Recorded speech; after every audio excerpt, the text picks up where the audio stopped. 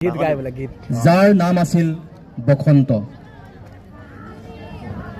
নৈপৰীয়া আইজনীৰ বুকুৰ মাজৰ পৰা স্বপ্নদষ্টা সফল ডেকাজন এদিন আনে নোযোৱা বাটেৰে বাট কৰি বাই আহিলগৈ।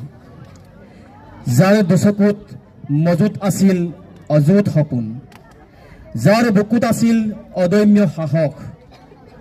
অতব্য অৰণ্যবোৰ, বাটৰ কাঁইটবোৰ হেঙাৰ হ'ব পৰা নাছিল তেওঁৰ বাবে।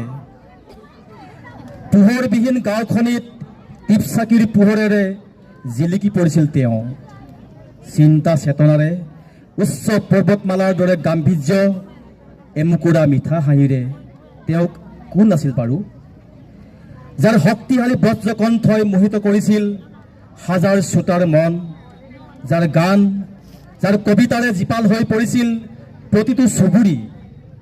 সোঁতৰ বিপৰীতে সাঁতোৰ দি ভাগৰি নপৰা বিলাসবিহীন তেওঁ বাৰু কোন আছিল?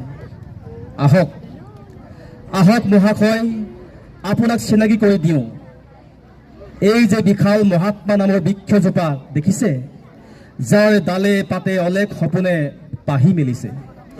তেওঁ বৰ কষ্টৰে ইয়াক ডাঙৰ কৰিলেও মহাশয়, এদিন দুদিনকৈ ই আজি 50 বছৰীয়া হ'ল। আহক আমি ইয়াতে অলপ জিৰণি লওঁ, ৰোমন্থন কৰোঁ। যাৰ নাম আছিল বসন্ত কুমাৰ দেউৰী।